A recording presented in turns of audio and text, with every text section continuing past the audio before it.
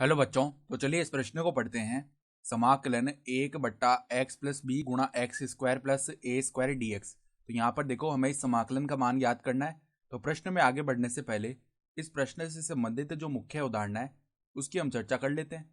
तो देखो मुख्य अवधारणा देखो क्या हो जाएगी। यहाँ पर देखो हम एक सूत्र जानते हैं कि 1/x का जो समाकलन है एक्स के सापेक्ष वो क्या होता है हमारे पास लॉग मापांक एक्स प्लस में समाकलन का चर सी।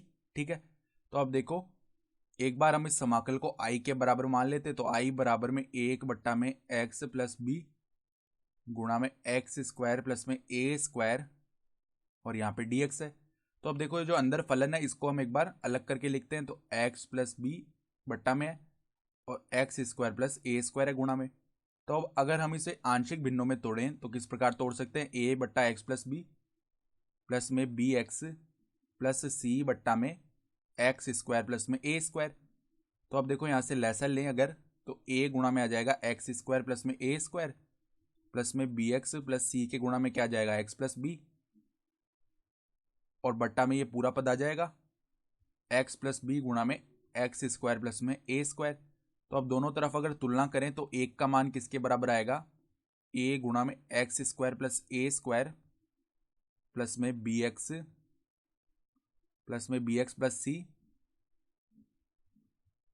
प्लस सी और यहाँ पर x प्लस बी आ जाएगा। ठीक है।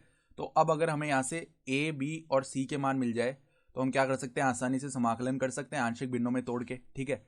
तो a b c के मान याद करने के लिए हम क्या कर सकते हैं, पहले हम x बराबर माइनस बी रख लेते हैं जिससे कि क्या होगा, यहाँ पर बी एक्स प्लस सी वाले पद में x प्लस बी का पद है तो x बराबर माइनस बी रखने से ये पद तो शून्य हो गया, केवल a वाला पद बच जाएगा। तो एक बराबर में देखो a गुणा में बी स्क्वायर प्लस में ए स्क्वायर ये आ गया। यहाँ से देखो a का मान हम निकाल सकते हैं, क्या आ जाएगा, a बराबर में आ जाएगा 1/a² प्लस में बी स्क्वायर। ठीक है। अब हम क्या करते हैं, अब यहाँ पर देखो हम दूसरे मान रख के देख लेते हैं, x बराबर 0 रख लेते हैं। तो x बराबर 0 रखेंगे तो देखो बाएं पक्ष में तो 1 है, बराबर में x बराबर 0 रखने से ये a² बन जाएगा। ठीक है।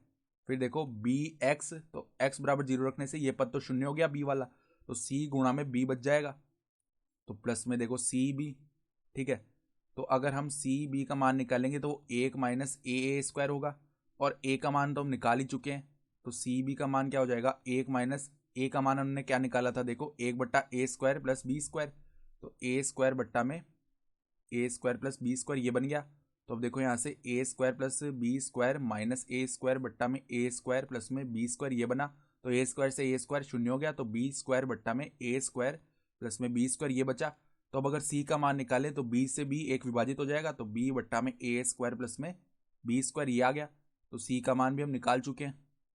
तो a और c का मान निकाल चुके हैं। अब b का मान निकालने के लिए हम क्या करते हैं, कुछ भी रख लेते हैं मान। x बराबर में मान लिया हमने, हम रख रहे हैं एक बार 1। ठीक है। तो 1 बराबर में क्या बनेगा, देखो अब हमने x बराबर 1 रखा है तो a गुणा में 1 प्लस a² ये बना। फिर देखो b प्लस में c और इसके गुणा में क्या बन जाएगा, 1 रखने पर 1 प्लस b बनेगा। ठीक है। तो देखो अब अंदर गुणा करते हैं, a प्लस a² प्लस में b प्लस में b प्लस में देखो यहाँ पर हम b वाले पद को तो अलग निकाल लेते हैं, तो b गुणा में 1 प्लस b। फिर देखो c वाले पद को अंदर गुणा करते हैं तो सी बी।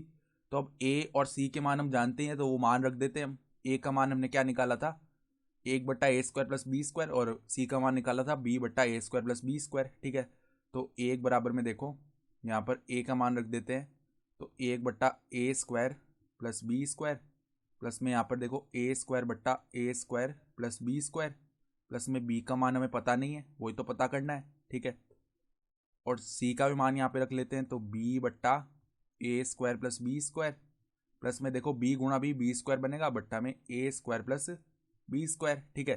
तो सारे a² प्लस बी स्क्वायर वाले पदों को उस तरफ ले जाते हैं।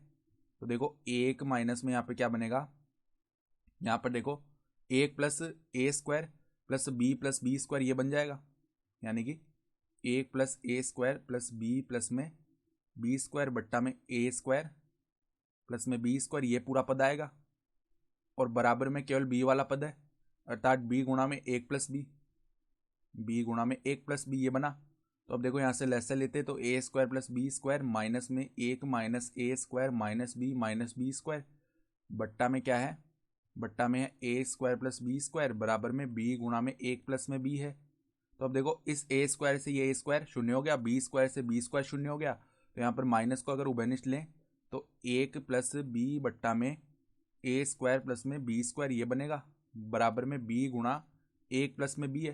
तो 1 प्लस बी से ऊपर वाला 1 प्लस बी आपस में विभाजित हो गया, तो बी का मान क्या आ गया, -1 बट्टा ए स्क्वायर प्लस बी स्क्वायर।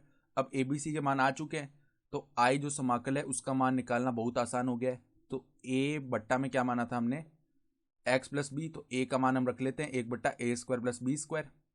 तो देखो समाकलन पहले 1 बट्टा ए स्क्वायर प्लस बी स्क्वायर बाहर आ गया, और समाकलन है डी एक्स बट्टा एक्स प्लस बी, ये बन गया।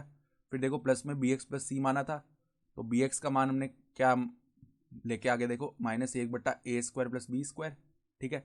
बी एक्स प्लस सी था, तो यहाँ पर देखो गुणा में एक्स, हमने तो बी का मान रखा है, और सी का मान क्या था, सी का मान हम निकाल चुके हैं। देखो सी का मान बी बट्टा में ए स्क्वायर प्लस बी स्क्वायर आया था, तो प्लस में बी बट्टा ए स्क्वायर प्लस बी स्क्वायर, और इसके बट्टा में क्या आया था, इसके बट्टा में देखो हमारे पास में था एक्स स्क्वायर प्लस ए स्क्वायर, तो एक्स स्क्वायर प्लस में ए स्क्वायर, इसका समाकलन, ठीक है।